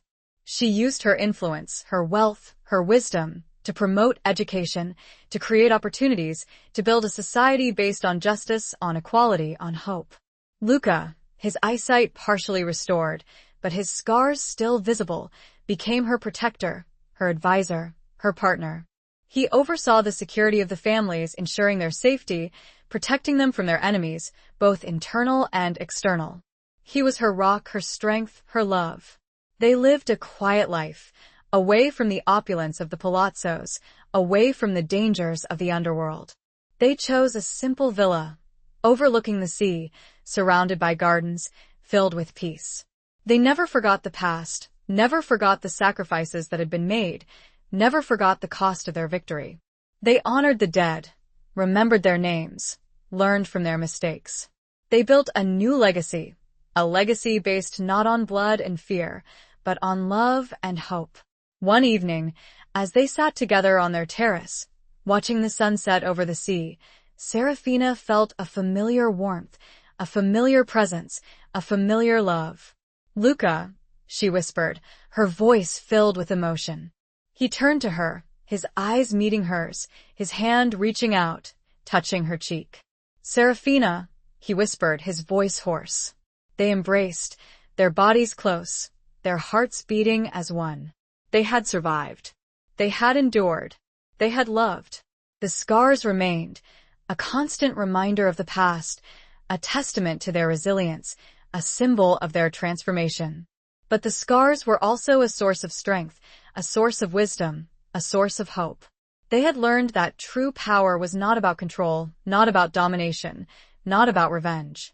True power was about love, about compassion, about forgiveness. True power was about building a better future, a future where their children, their grandchildren, could live in peace, could live without fear, could live free. The sun dipped below the horizon, casting a golden glow over the sea, illuminating the sky with a vibrant array of colors. It was a beautiful ending, a beautiful beginning, a beautiful promise. Serafina rested her head on Luca's shoulder, her eyes closed, her heart filled with gratitude, with peace, with love.